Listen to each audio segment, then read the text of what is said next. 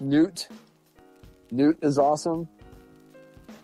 Carrie Henn plays Newt, who is, I think this is her first and only acting credit. She decided she didn't want to do any more after. Yeah, and I don't blame her. She's a young kid, but she has a blast in this movie. You know, she's very friendly with everyone.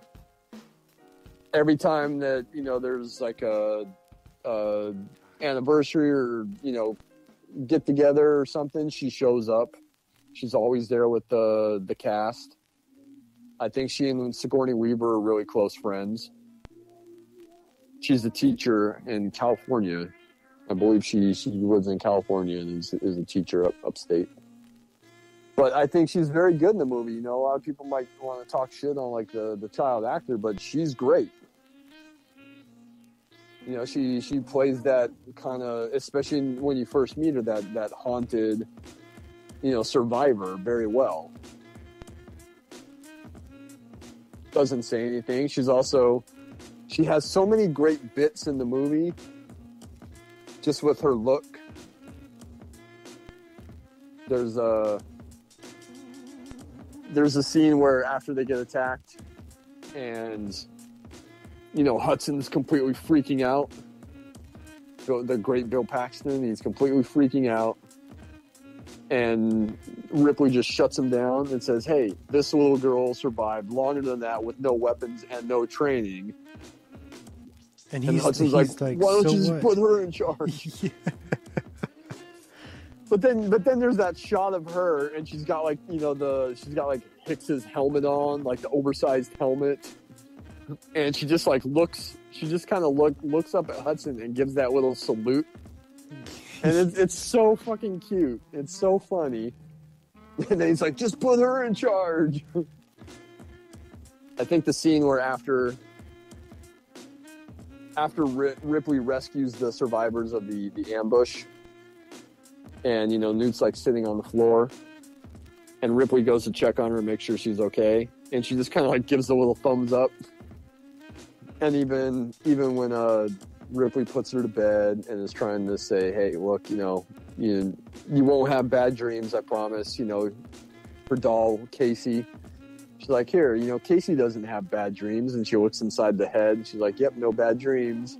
And she's like, yeah, you know, she doesn't have bad dreams because she's just a doll. And Weaver's so funny because she gives that smile where she's like, yep, busted. She can't bullshit the kid. The kid is the survivor. The kid has seen a lot of shit. She knows better. It's so funny. I think she's so good in the movie. And I don't know if there's people out there that want to hate on Newt, but I think she rocks. It's another point where I'll give the edge to Aliens over Terminator 2, where I think Carrie Henn is a bit better in a novice performance than Eddie Furlong is in Terminator 2. Do you think Newt's better? I think Newt is better, but that might be because Newt doesn't have a whole lot of dialogue. Eddie Furlong is obviously supposed to be older in Terminator 2, and he has a lot more dialogue. Yeah. And so his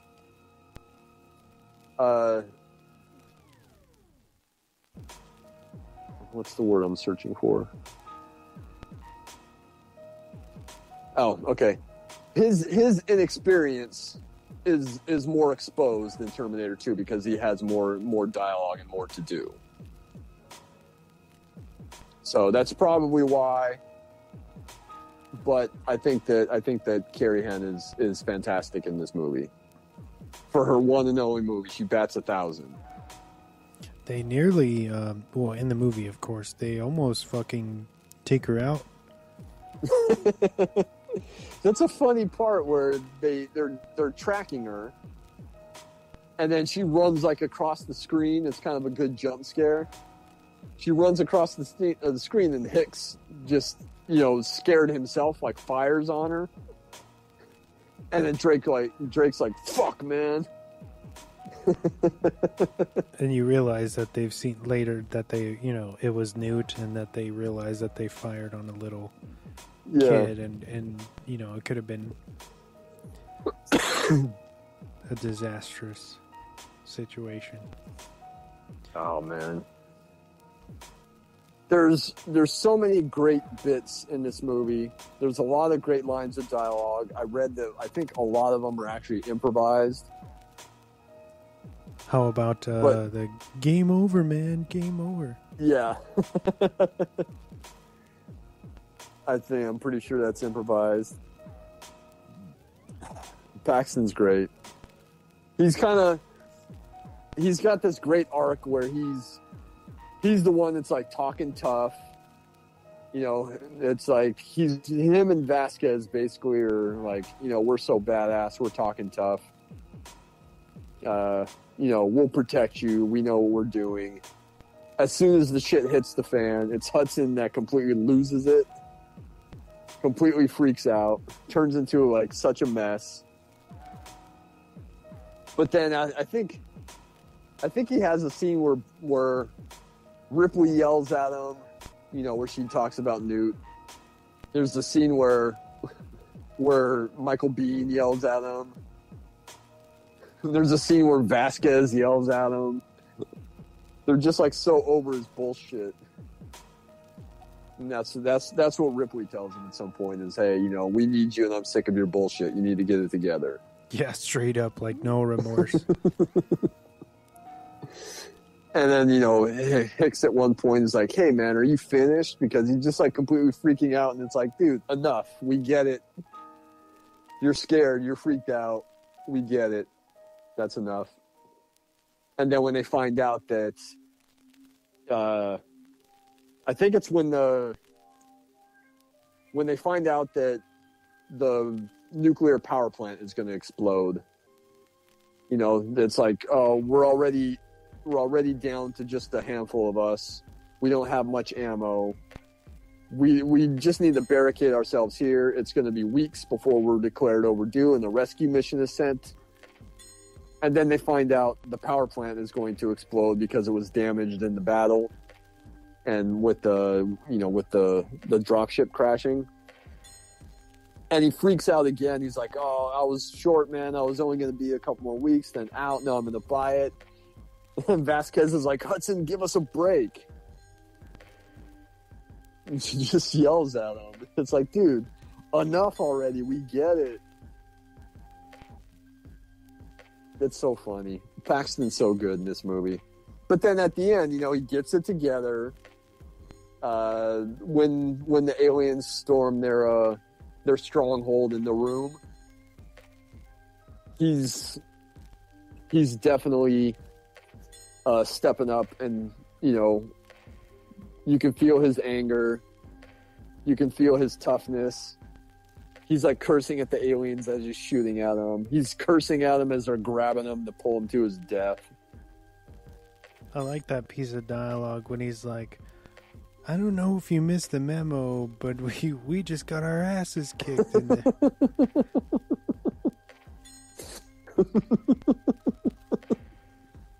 What is that? That's when Burke is trying to say something. Basically, like that they can't because Ripley wants to nuke nuke the whole colony from orbit or whatever, and he's like, I can't in good conscience authorize that. Like we can't exterminate this species. That's not up to us, and blah blah blah. And that's yeah.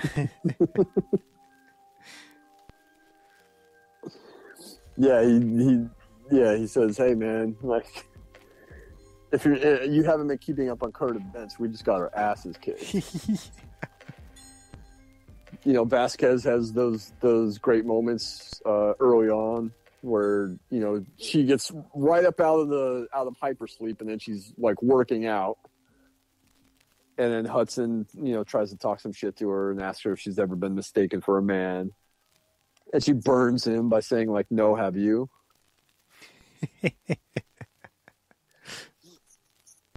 And then there's that part where Ripley's trying to explain what happens, and Vasquez stops her and says, hey, I only need to know one thing, where they are. you know, because she's such a badass. But then Ripley, you know, gets up in her face and says, hey, I hope you're right, but, you know, this thing took out my entire crew in 24 hours, and who knows how many of them are down there. She knows that they're full of shit. Yeah, there is especially within the Marines, there's how do you say, like a morale with them that's really cool. The camaraderie. Yes. Yes. I think a lot of that comes from them being together and training together. I know that a lot of that stuff is like from the beginning, where, you know, they're getting up on the drop ship and they're talking at like breakfast, you know, before their briefing. Yes. I know a lot of that stuff got saved for the end of the shoot, because it was like, oh, we've been together through the training. We've been together through this entire shoot. Like, we know each other really well. There's that camaraderie between us. So that way, when we have those big scenes where we're all together, it seems like we've known each other a long time and we're all really tight. So I know that those scenes were shot towards the end of production. Yeah, that's really fucking clever of Cameron to have thought of doing that. Yeah. And it works so well. And like, they obviously, you know, all have that respect and love for each other. They seem, even though some of them are only on screen for just a few minutes and don't really have a developed character, because they buy it as soon as that first ambush comes. It's kind of like you care about all these characters, even though, you know, what, 3 or 4 of them actually survive, Gorman included. Yeah, it's pretty. When they first go into that, what is it? Where the reactor is at? When they first get attacked.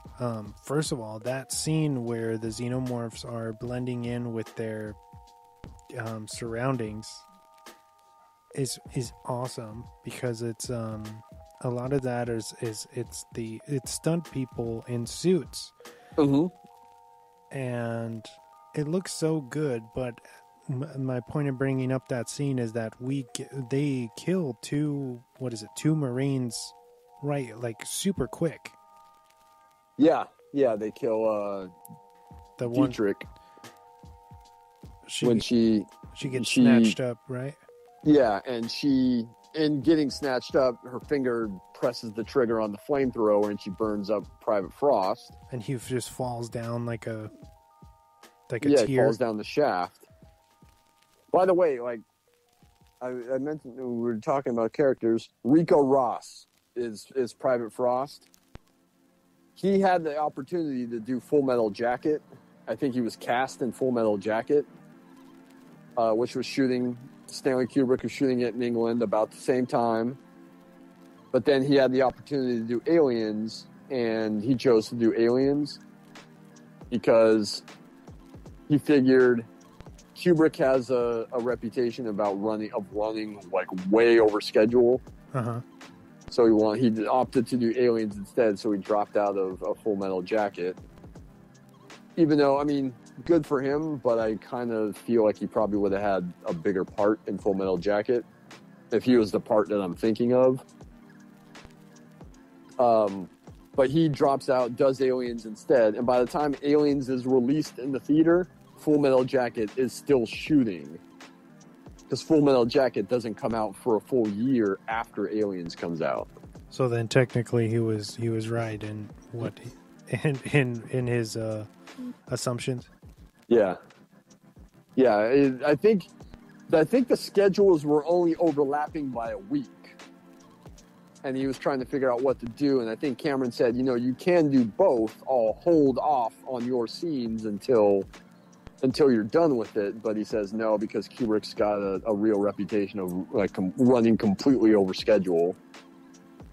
So he opted to do Aliens instead. And I just thought it was funny that they were both shooting about the same time, and Aliens beats Full Metal Jacket into the theaters by a full year.